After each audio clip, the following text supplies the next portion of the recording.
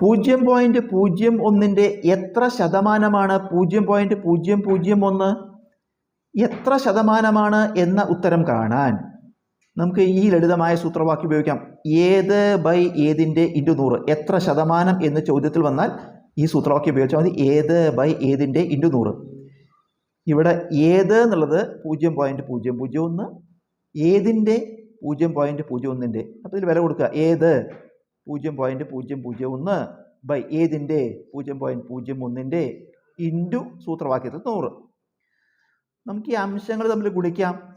100 കൊണ്ട് ഗുണിക്കുമ്പോൾ നമുക്കറിയാം 100 കൊണ്ട് ഗുണിക്കുമ്പോൾ എന്താ ചെയ്യുക? 100ൽ 2 0. അപ്പോൾ 2 ദശാംശ സ്ഥാനം വലത്തോട്ട് നീക്കണം.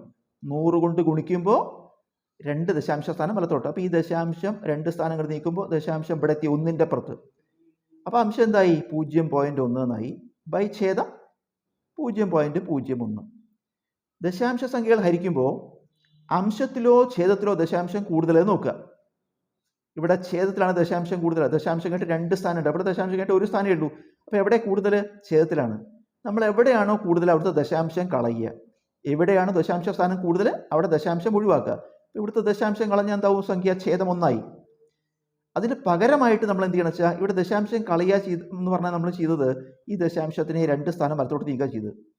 ഈ ദശാംശം കളയുക പറഞ്ഞാൽ ദശാംശം 1 2 സ്ഥാനം ഇങ്ങോട്ട് നീക്കിയപ്പോഴാണ് ദശാംശം പോയത്. അതുപോലെ നമ്മൾ തുല്യമായി ഇവിടെയും ചെയ്യണം. ഇവിടെ 2 സ്ഥാനം വലത്തോട്ട് നീക്കി. അപ്പോൾ ഇവിടെയും 2 സ്ഥാനം വലത്തോട്ട് നീക്കണം. പക്ഷേ ഇവിടെ വലത്തുഭാഗത്ത് ഒരു അക്കേ ഉള്ളൂ. 2 അക്കം നീക്കണ്ടേ 2 സ്ഥാനം. അപ്പോൾ നമ്മളിതിൻ്റെ കൂടെ ഒരു 0 ഇട്ടാൽ മതി 1ൻ്റെ കൂടെ. അപ്പോൾ അംശം എന്ത് വന്നു?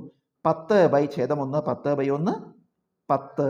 0.01 10% 0.001.